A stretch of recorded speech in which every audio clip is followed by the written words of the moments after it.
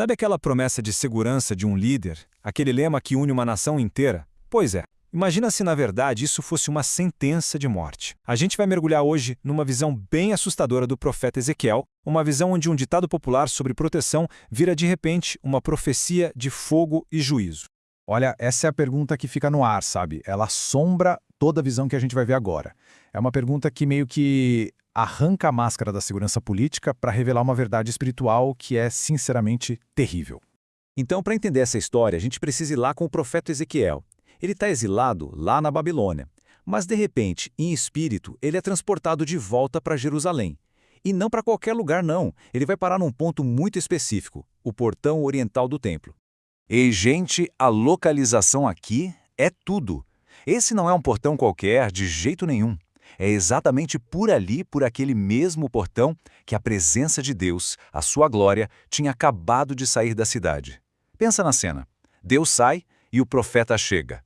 O palco para o julgamento está montado. E chegando lá, o que ele vê? 25 homens. E esses são, digamos, os vilões da nossa história. Mas atenção, eles não são sacerdotes, tá? São os príncipes do povo, ou seja, a elite política, a liderança civil de Judá. A Bíblia até cita dois nomes, Jazanias, filho de Azur, e Pelatias, filho de Benaías. E é nesse momento que Deus mostra para Ezequiel a raiz de todo o problema. Ele revela o veneno que esses líderes estavam injetando na cidade com seus conselhos. Basicamente, uma mensagem perigosíssima de falsa segurança. E para expressar essa confiança toda, eles tinham um ditado na ponta da língua, um provérbio que todo mundo conhecia. A ideia era bem simples, mas poderosa. Aqui em Jerusalém a gente está seguro. Nós somos a carne nobre, e a cidade é o caldeirão de ferro que nos protege de qualquer fogo inimigo lá fora. Então, olha só o pensamento deles. Os muros de Jerusalém, impenetráveis. A cidade é a nossa proteção. E enquanto isso, o profeta Jeremias, lá na Babilônia, dizia para os exilados para construírem casas, se estabelecerem. E esses líderes aqui, eles zombavam, achavam que a destruição não ia chegar nem perto. Eles se sentiam assim totalmente seguros. Era uma ilusão completa. Só que é aí que a coisa muda completamente. O Espírito do Senhor vem sobre Ezequiel e ele recebe a resposta de Deus para tudo isso. E o jeito que Deus começa é impressionante. Ele basicamente diz: eu sei exatamente o que vocês estão pensando.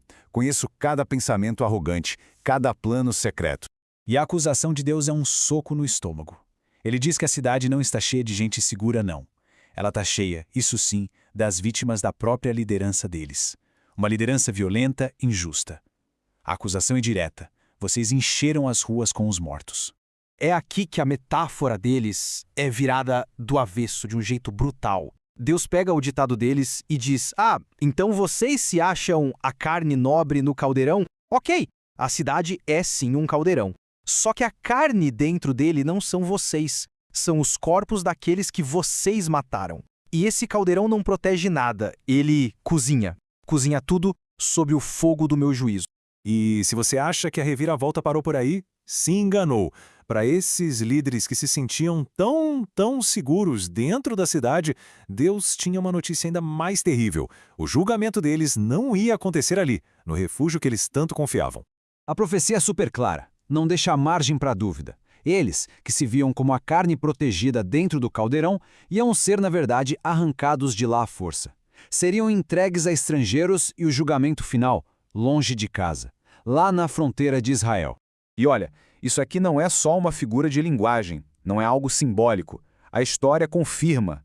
Os livros de Reis e de Jeremias contam que essa profecia se cumpriu. Assim, literalmente, os líderes de Judá foram capturados, levados para um lugar chamado Ribla, bem na fronteira, e lá foram executados pelos babilônios. Mas calma, a profecia por si só já é dramática, né? Só que a visão de Ezequiel ainda tem um clímax. Uma confirmação que acontece ali, na hora. É um sinal imediato, aterrorizante, de que a palavra de Deus não é brincadeira. Tenta imaginar a cena. Ezequiel ainda está lá, em transe no meio da visão, proclamando essa mensagem de juízo. E um daqueles líderes que a gente mencionou, o Pelatias, que talvez fosse até o principal defensor daquela ideia de falsa segurança, simplesmente cai morto. Ali, na hora. Um julgamento instantâneo. Foi como uma amostra grátis e bem aterrorizante do que esperava o resto daquela liderança. E a reação de Ezequiel é totalmente humana, é visceral. Ele cai com o rosto no chão e grita, desesperado. Ele não comemora o juízo, de jeito nenhum. Ele fica com medo de que todo o povo seja aniquilado. Ele pergunta para Deus se vai sobrar alguém. E no final, essa história tão antiga deixa a gente com uma pergunta que, nossa, ecoa até hoje.